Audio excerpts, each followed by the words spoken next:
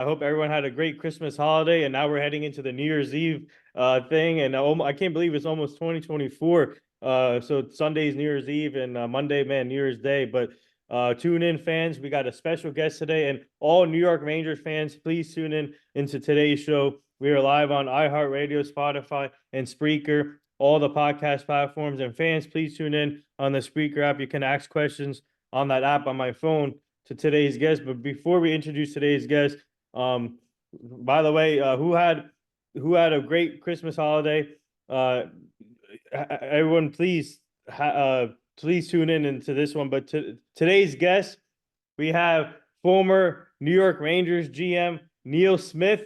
What a great career he had as a GM, and also he had a great playing career. He played in the hockey league. He got drafted in 204th overall. 1974 New York Islanders got drafted from them. His playing career was from 76 to 1980, and what a great career there, and great career as a GM. He was a broadcaster. He's a broadcaster.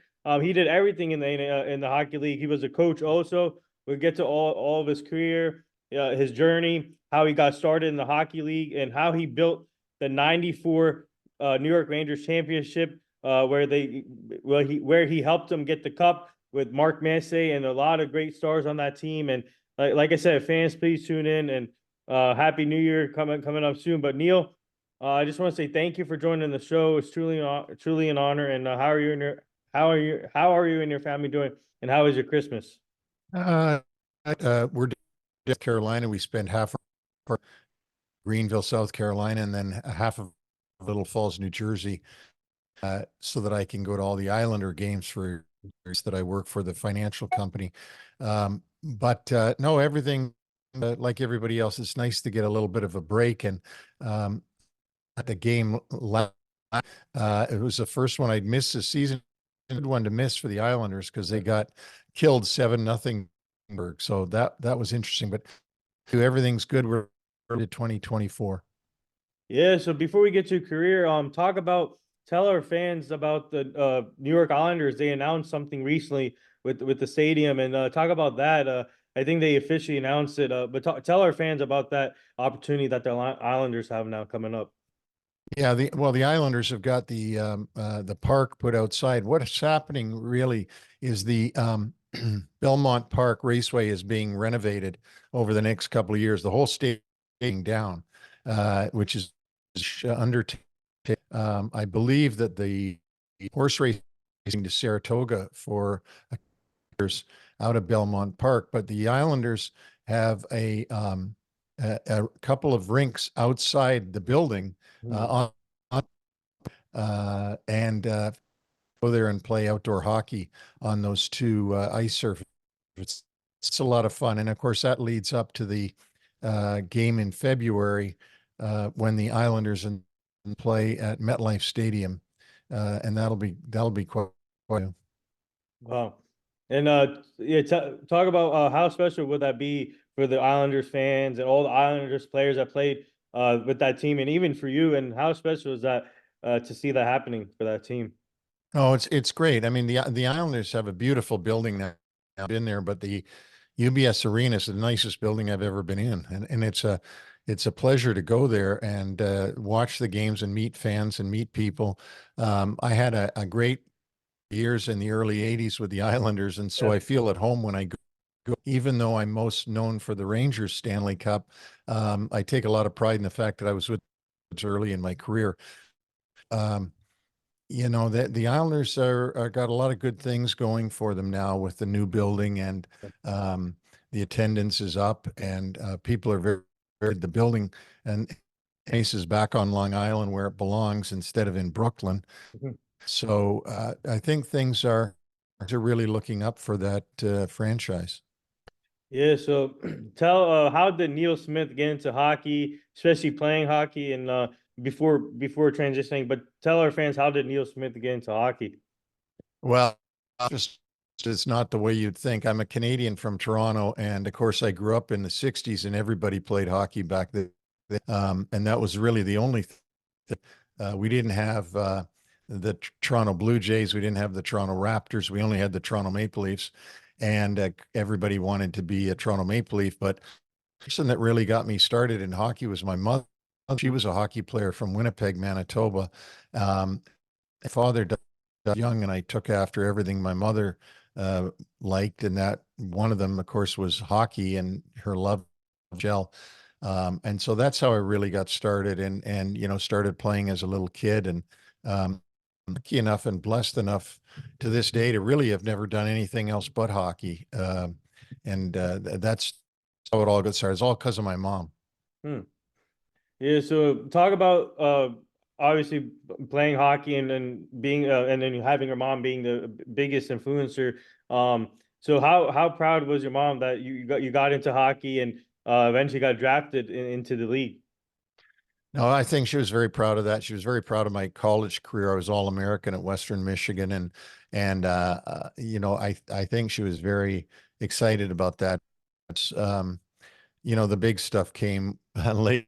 Luckily, she was there for when Stanley Cup, and so I can't imagine being a parent and your eventually leads a team to the Stanley Cup, and not only a Stanley Cup, but that's only been won once Yeah. in all these years since World War II. Yeah, so fans, please tune in into the app. You can put your questions on the speaker app. We are live with former New York Rangers GM Neil Smith. Also played in the league. He's a broadcaster, coach, so we'll get to all of that. And he has a new podcast coming out soon next year, so we'll get to all that too. But we are live on iHeartRadio, Spotify, on the podcast platforms. Please tune in. Speaking of your college career, obviously Western Michigan University, you played there, and talk about the whole career. What was it like playing for that team? And you got inducted into their Hall of Fame. Yeah, it was really an experience for me to go to Western Michigan. It's in Michigan. I spent 4 years there, had a great time, a great experience. When I left, everybody leaves after senior year, and uh, inducted into as the first hockey player ever put into Western Michigan Sports Hall of Fame. So that was quite an honor for me, and given an honor by the university for alumni award, and so that was another big deal for me at Western Michigan, and I can't say enough about the college experience. It was just great. Yeah, we have a fan question here in my app already on the speaker app. One of our fans wants to know some of your best moments as a hockey player. Well, I think my very best moment as a hockey player, as a player itself, uh, was named All-American as a fresh college. Wasn't a real good pro. Trying to play in the 70s, it was pretty difficult with the way the rules were in that. So I think my proudest moment was when I was named All-American after my freshman year. Well, what did that mean to you, winning All American? Uh, Canadian kid, first year in the United States, and then just those words, all American, means something when you're Canadian, because you watch a lot of TV when you're in Canada, all the great American stuff. So to come to the United States and win that on what really meant a lot. Yeah. So talk about the draft, and obviously the draft was way different from now and then from back in the day when when you got drafted. So talk about the NHL draft and what was that experience like in getting drafted by the Islanders?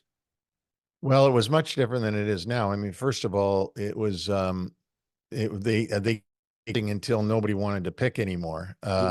So I was drafted in, I think, the 12th or 13th, albeit there was only, I think, 18 teams at the time. I'm not even sure there were.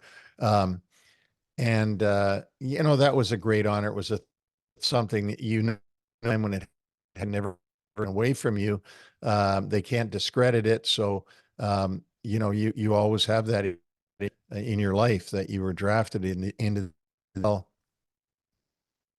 So yeah, that was one of the great feelings that I had. But as I said, um, I wasn't at the time, and I was trying out for the in 1978. Of Mhm. course, they were on the verge of a straight Stanley Cup, so they had a great team, and I was not going to crack. Yeah, speaking of so we have another fan question for you. One of our fans wants to know what was it like for you to be part of the New York history between the Islanders and Rangers, both teams. They want to know what was it like being part of both teams. Well, it was great. I'm lucky enough that I was on the good end at both. So when Islanders, we were beating the Rangers regularly, and Mhm. then when I was part of the then those weren't great years for the Islanders, so we were Islanders quite handedly most of that time, including in '94 when we swept first round. So I love the rivalry, and I actually love both fan bases. They're totally different. The Long Islander fan base is everybody drives to where they're going. They get in their car and they go. Like the Ranger fan base is much more uh, corporate, and you go in and out to the game on public transportation. Most people do, and it is, but it's also a fan base that goes back generations and generations. Whereas the Islander fan base goes back to 1962. Um, but the great thing for this was in 1983 when they won their fourth Stanley Cup. That was one more Rangers had won, and they had started in the league in 1926. Yeah. So that's where that rivalry really uh, of each other because I'm so successful in the 80s. Yeah, and then speaking of your playing career, you moved from you played with a lot of different teams in different leagues, the CHL, AHL. You won a couple cups in those two leagues. So talk about that experience, Heller fans winning the cup, the Adams Cup, the Calder Cup, in the AHL and then CHL. Talk about that experience and winning two multiple cups. Well, I won in the league as GM, Adirondack Red Wings Yeah. twice in the 80s, and then the Hartford Wolfpack 2000. Um, it's a different experience than the Stanley Cup because obviously it's not as momentous or worldwide recognition. Much fun and so much such a great and you win. It's not a complete disaster if you don't win like it is in the NHL, but it is just a wonderful fun when you win the in the American League. And the thing about winning in the American League was it gave me more knowledge on how to win championships. So, I'd been with the Islanders. I was lucky for that. But then those two Calder Cups in Adirondack with the Red Wings Yeah. um, gave me more, again, fundamentals of what it really takes to win. Mhm. And, and it was with the Red. So we have another fan question here on my app. One of our fans wants to know, um, what do you like about the hockey now and the growth of hockey and obviously still big in Canada, but now is big worldwide. So they want to know your thoughts like on the growth of hockey now as a sport. Well, it's really amazing for me to watch the player base and where it comes now because when I was a kid, the whole original six was except for one player on Boston, uh, American, and then to see it transform in the Swedes, Hammerstrom onto Toronto, and then to see Finnish, Czech players and Russian players, of course, come into the league, really made the league a lot better. Then to see the drastic that were put in place in this set meaning from the 2000 2005 on to this day. Now we've got a game of in skill, a level that we never imagined in the night. And you just totally, and also the with the red line gone, you're getting a lot less whistles than we used to have, and the game just, in fact, on the downside, it's not the physical we used to have. It's not the if you like uh, fighting and rough stuff and all that, you're not going to see it much anymore. uh, more speed and skill today. So I think in life improves as it goes along. And, obviously the NHL and all its components, meaning equipment and ice and Yeah. everything has improved um, in life to make it a scientifically game. Yeah, so you were born in Ontario, Canada, Toronto, and how special was that is that for you being able to be being from Canada and playing the sport that's huge in Canada and be able to represent that country. So talk about that. How special is that for you? No, that's great. When you grow up in Canada, or when I shouldn't say when, because I don't know today, but what it's so when I was growing up, uh, a dream that you'd be in the NHL. It was just a far off thing. Fan of the NHL, and you picture yourself being in it, but because it was all just you that were in the league. So to eventually get into the NHL as a scout, and then be able to become a G, especially with an original six team, and it's awesome. It was a lifetime to be part of New York City. You're gonna actually we also I forgot to mention we also had Stefan and Adam at Woodbridge Burn Company too. So yeah, we had them for appearances, Adam Graves and Stefan, and they were great people and obviously part of your team. And speaking of the original six, talk about tell our fans how did you get the opportunity to become the New York Rangers GM and how and how honored were you that they considered you as a GM? Well, it was back in the summer of '89, and Phil Esposito had just gotten fired. The Rangers had lost to Pittsburgh Penguins four straight, and that was when they had Phil Bergeron as the coach, and he had taken over. Phil had, and so they let him go. And then in after the draft that year, Yeah. of course, I ran the draft for Detroit Red Wing. So the draft, they asked me, and I interviewed them. I was very young, and it ended up a month later that they hired I in through the ringer. I felt like, because of the process, and I'm going to get it, get it. I'm going to get it. I'm not going to get it. Eventually, I did, and then of course going in there as GM, I'm scared out of my mind because I'm so young, and I'm like, how the heck did I end up getting this? Uh, uh, it was really something known at the time. At voting ability and be drafted for Detroit, and got the opportunity to interview. But a couple of people turned it down. I think that's how they ended up handing it to me. Would you say would you say being a GM in the different leagues you're part of, would you say that helped you gain the experience to be able to get the GM job with the New York Rangers? Oh, absolutely. And the fact that I'd done so much right, um, and I had history going back to the Islanders when they were winning.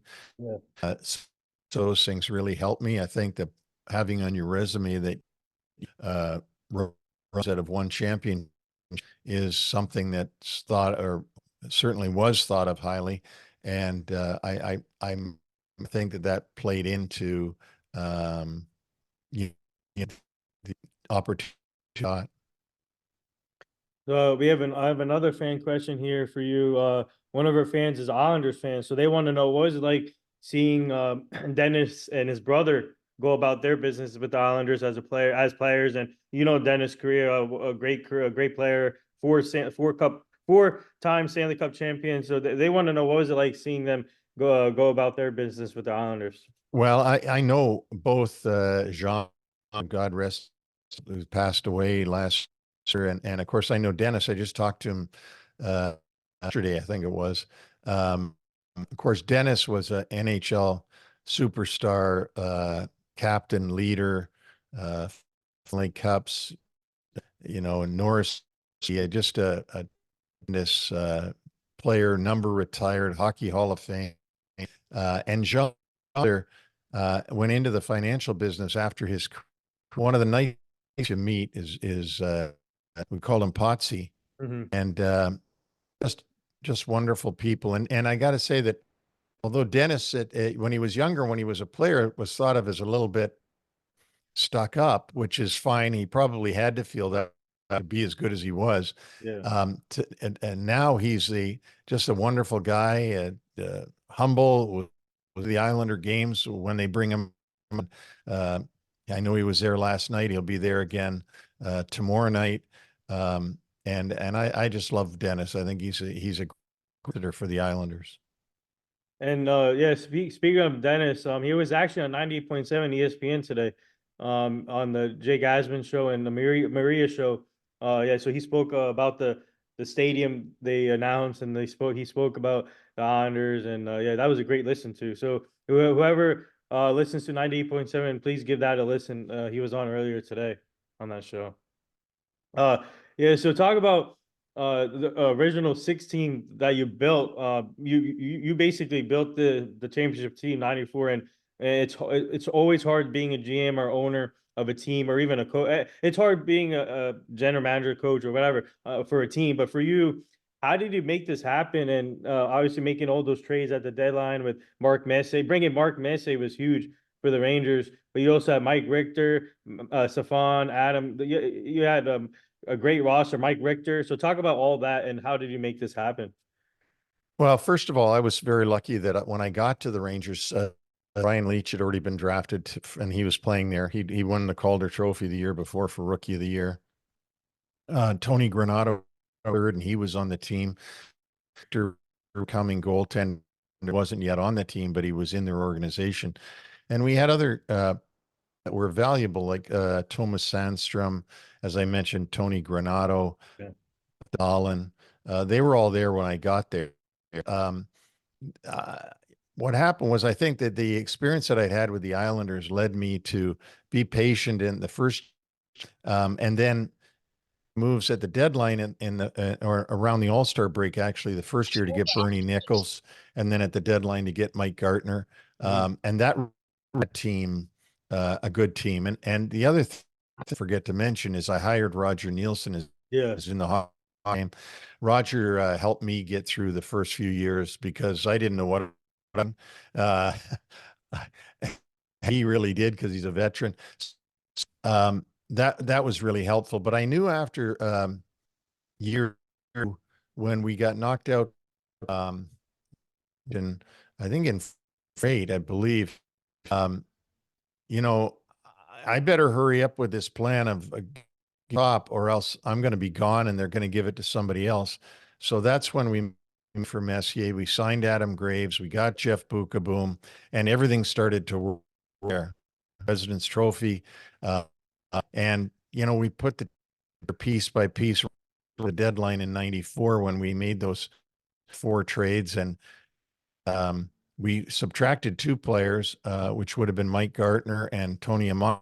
I added 4, which Glenn Anderson, Craig McTavish, Noonan, and Stefan Matteau. So the better, thankfully, going into the playoffs, and we just edged in overtime, as everyone remembers, and then we're able to the Canucks. So it was a major process, and free agents on too. That's something I don't think people understand. And that didn't have free agents. There was no free agent. So we had everybody that we had there was either drafted or. So it was a real building. Yeah, so and also there's a picture of you holding the Stanley Cup like this, and talk about and how special was that for you when they completed the goal by winning the Stanley Cup champion in '94, and those trades paying off for you guys, and having a great team, and then seeing that finally coming to fruition, and and doing something special for the Rangers fan, and then calling you guys original 6. So how special was that for you after holding that trophy and celebrating with the team? Well, additional time. I mean, it really is an animal situation for you, because all options come out at the same time. You've done something that uh, you know you, you, you never feel like it was, you did it and you realize, my goodness, we've really this, and we've accomplished a place where they really never thought they were ever going to win it. Yeah. Like I know that from being around the Rain fan base, they had gone 54 years and they thought like, come on, can ever going to do it? It's like the Boston Red Sox fans used to think. And so to kill that demon or break the curse or I call it, and actually did that, was very emotional and overwhelming actually. And what did you guys do after you guys won the Stanley Cup? What was the first thing you guys did, the players did actually, and then obviously after you, what did you guys do afterwards? When you guys left the stadium and then you guys went through all the post game interviews. What did you guys do after you guys left the stadium? Well, we actually had parties up in the building in the play-by-play club, and everybody went there. And then after that, the players took the cup, Mhm. several of their favorite places and celebrated together. I was with my mom, Mhm. my wife at the time, and so uh, I was basking in enjoyment of that night. And then and how and then also back to your mom. I'm a family person myself, and you see and having your mom there, and obviously she was the one who helped you get into hockey, and then she convinced you to be in hockey. So how special was that for you to have your mom in there and seeing her witness something special also? Well, and dressing room and drank out of the Stanley. That was something special too. But no, I mean, it was just like everything was like God, oh my God, oh my God. You feel like you don't sure at the moment that it's real. You know it is, Yeah. but no, it's overwhelming. And so looking back, that's my greatest thrill, I think, is that my mom was there Mhm. and that she got experience that with me. And uh, I see her son start in hockey at 8 years old, and then at 40, win the Stanley Cup in New York City. So it was great for me to be able to give my mom that payback for all the done for me. Yeah, so we have another fan question here. One of our fans wants to know, during your playing career, did you have any like pregame routine or a meal, a pregame meal or snack? They want to know your pregame routine as a player. I think as a player, and certainly in college, we had to eat in the dorms, Mm. and so you just were had to eat whatever there. It wasn't they've got chefs and they've got different wonderful nutritious meals every time, but then it was just what you can. But I mean, one of the things was say a lot of energy at night after you'd eat around 12 or 1 o'clock, and then your energy for the game. And then there's little things about work when you got to the arena and how did you walk into the building. It was did it the same way because hockey players are superstitious about everything they do. So and superstitions as well. But again, it was there's being a player. I mean, you can win everything you want as a manager, coach, trainer, but there's nothing being on the ice and doing it on the ice. Yeah, so transitioning from your playing career to your GM career to now you broadcasting and coaching. So what was that transition like from being a GM now and also going to coaching and broadcasting? Well, the was it sort of came natural to do that in college, and I guess the personality to do it. A lot of GMs, in fact, I'd say 90% of the GMs don't have that kind of personality. That's really usually players or coach. But I did that work on NHL Network first. Um, I'm not doing that anymore, and now we're going into these years ahead, hopefully years ahead with the podcast starting in January. But enjoy, uh, being behind the microphone of people and talking about Yeah, speaking of the podcast, let's talk about the podcast, and it's going to launch next year. So fans tune in. Neil Smith is having a podcast coming out next year. So talk about that and what's that all about for your Well, podcast? it's going to be called NHL Rapper. You can see that it's coming soon on most of the platforms. Have it come. It's going to be uh, uh, a very close friend of mine, Vic from ESPN, who uh, are in the and now we've been working in June. So basically, it's not going to be just what happened last night or talk about. It's going to be more in depth into great. Hopefully, we both have a decks of friends that we know would come on. It's going to be uh, about looking at the past as in into the present.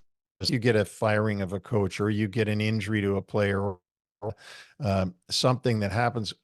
Vic and I, being the age we are, have probably seen it all happen before.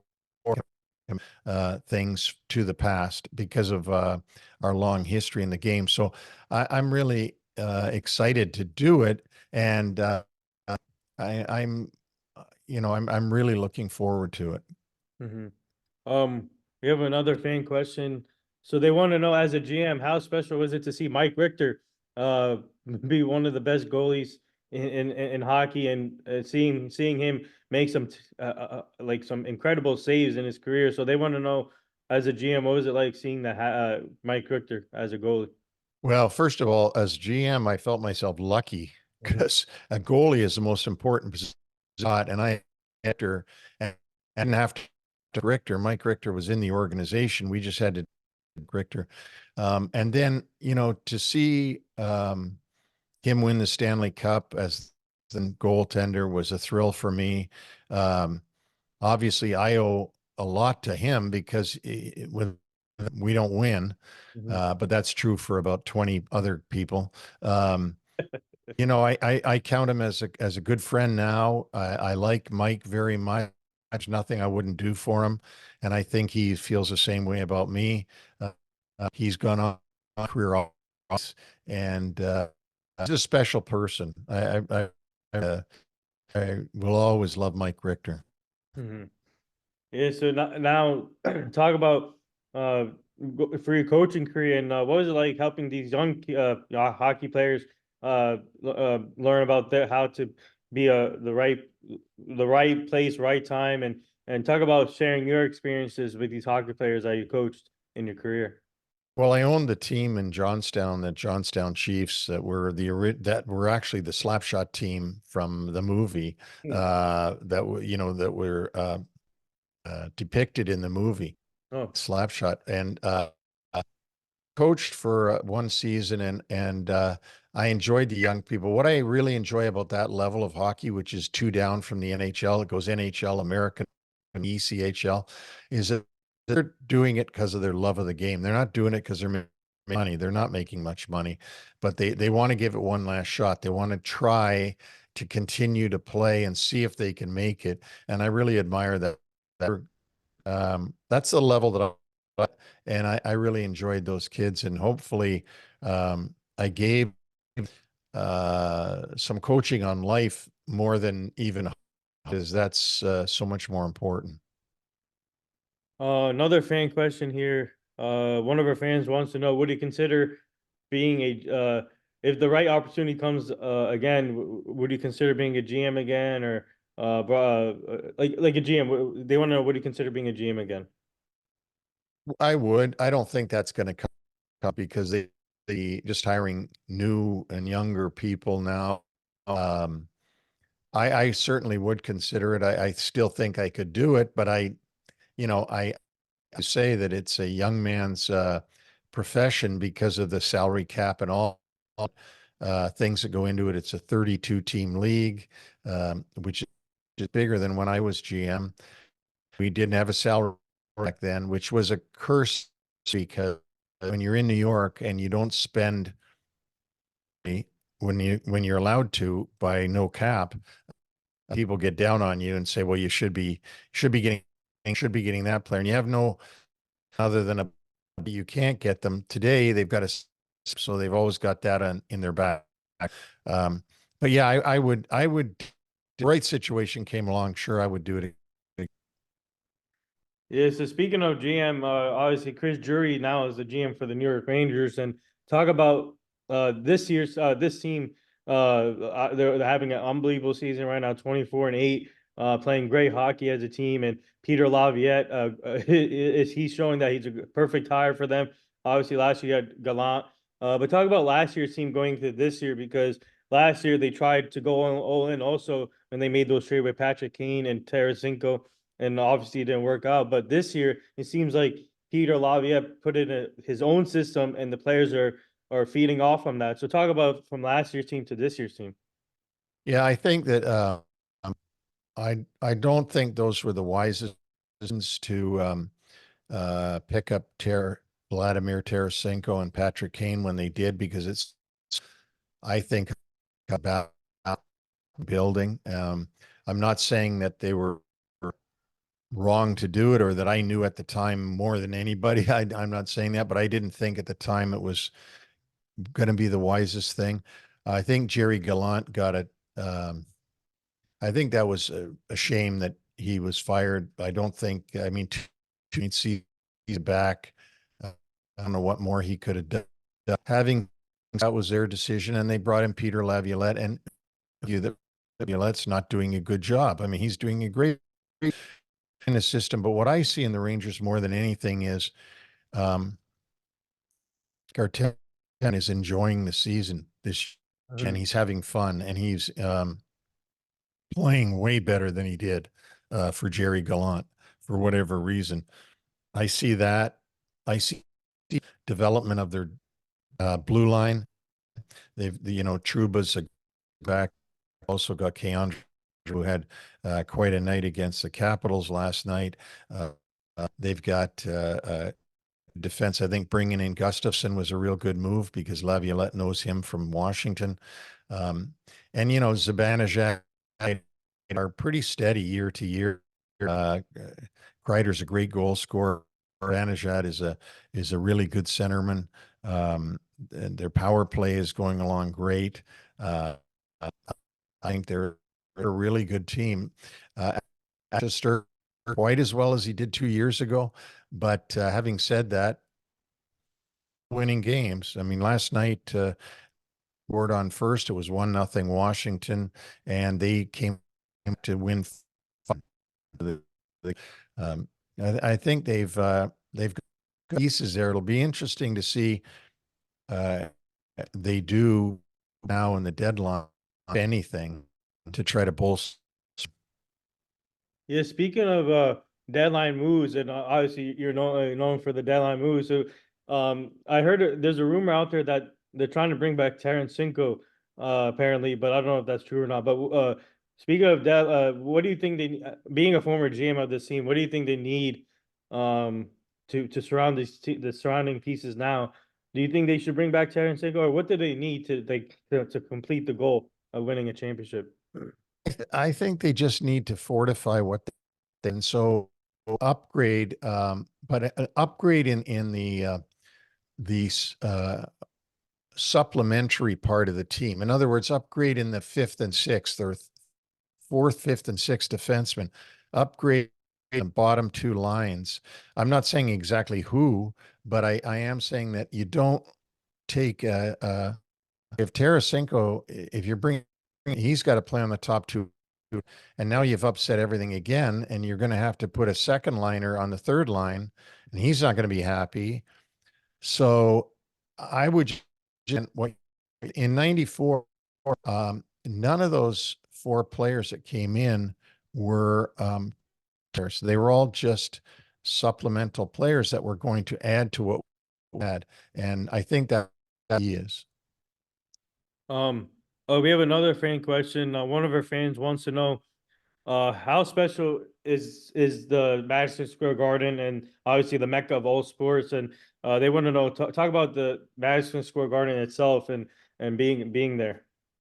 I think it was just a thrill to go in there and be in Madison Square Garden and know in the middle of Manhattan, you're a couple blocks from the Empire State Building. You're in this iconic.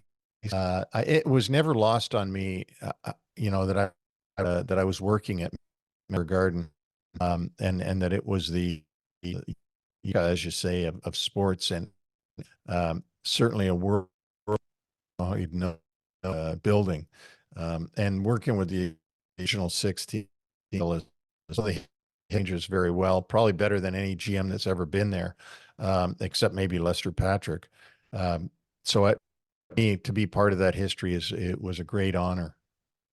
Yeah, so all our fans wants to know, and we're doing obviously I told you before we're doing an event with Will Cooley next year at the Woodbridge Brewing Company, and all our fans wants to know what are your thoughts on Will Cooley so far as a player? I think he's been great. I mean, I love his abrasiveness. I love his tenacity. I think he's going to be a real good term guy. I can get hurt because he plays in a way that you could easily get hurt. But that sometimes goes with that.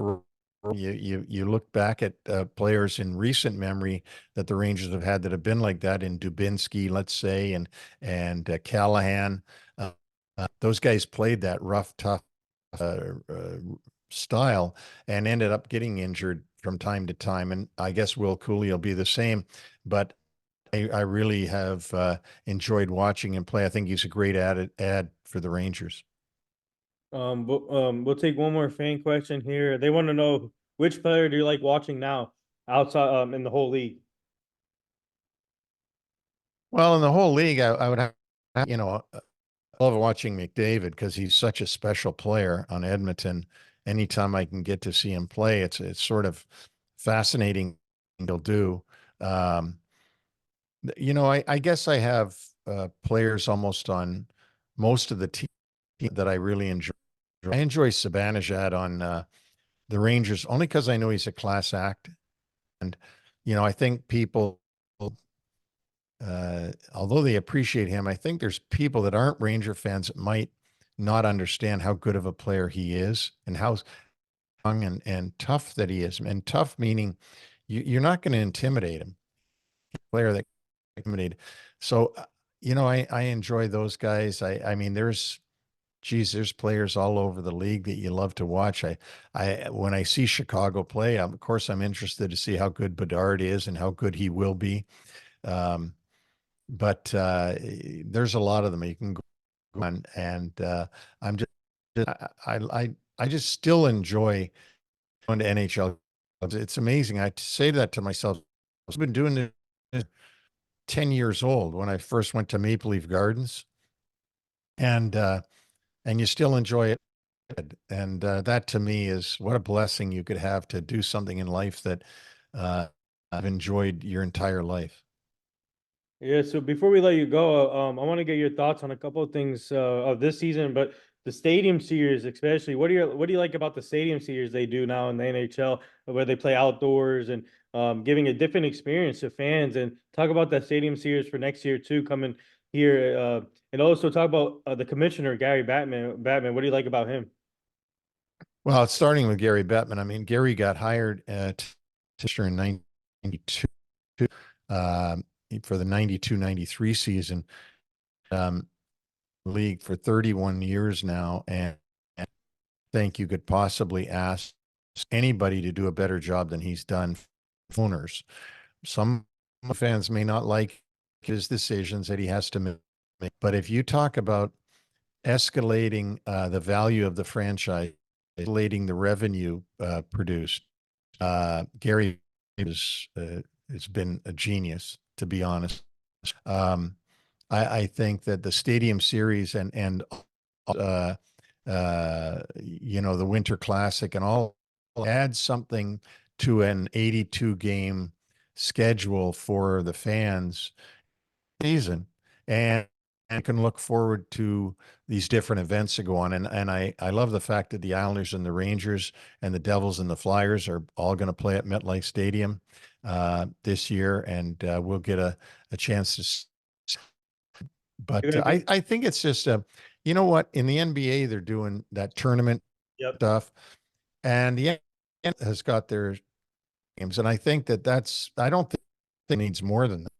They fan different than NBA fans. Not better, not worse, just different. And I think that the Stadium Series Winter Club gives them during the season. Are you going to be are you going to be in attendance at MetLife for that one? I think it will be Ranger game. Yeah. Yeah. So speaking of this season, I want to, you don't have to make your Stanley Cup Finals predictions yet, but just give us your top team so far in the East and then the West also in the other in the East the East where the Rangers is and the other league too. Yeah, I think that in the West, Vancouver is a shocking team. They're 14 points ahead of where they were last year at this time. The LA Kings are really good. They're back playing like they did when they won their cups earlier in the century. And of course, you can't count out because they're reigning champions. I think in the East, I mean, the Rangers got to be put up there right away with Boston, who floundered lately. After that, you know, it's a dog for that, really. I think the Rangers stand out amongst the rest, but there's not consistency in the East. The Carolina and New Jersey are both way behind where they were last year. Can't count on a win from night to night. They lost last night to Ottawa at home. So, the most consistent team so far, Boston early and then as well. But everything is off the table once the playoffs, as we all know. Anything can happen in the playoffs. And there you have it. Former New York Rangers GM Neil Smith. He was a player, broadcaster, coach. Man, he did everything in the league. And man, what a great career, man. And you deserve a lot of respect, and a lot of people should be paying attention here what you did, especially for the '94 team, the original 6 team. And Neil, where can and by the way, shout out to our fans for asking great questions to Neil today. And Neil, where can our fans find you on social media? I'm on Twitter at C. That's my handle, NY New York City Neil. And we also have a Twitter for NHL Wraparound. We have our tweeting or Xing or whatever you want to call it, a lot of stuff lately. But that's really the only social media that I'm on is on Twitter, and I enjoy actually sharing thoughts with the. Yeah, and let us know if you need help with the launch of your podcast. We can help you with that and promote it with when you officially launch it. And like I said, this was thank you for joining. It's truly an honor, and thank you for our fans for the support. And Neil, thank you again. Keep up the great work. We'll stay connected. And do you have anything to say to all the Rangers fans? No, just hang in and keep being as rabid as you've always been, and you know what? Just do whatever you can do to help them along, because you guys, the fans, are the backbone of the team. Yeah. So there you have it. There you go. Thank you, Neil. Thank you for joining. Thank you.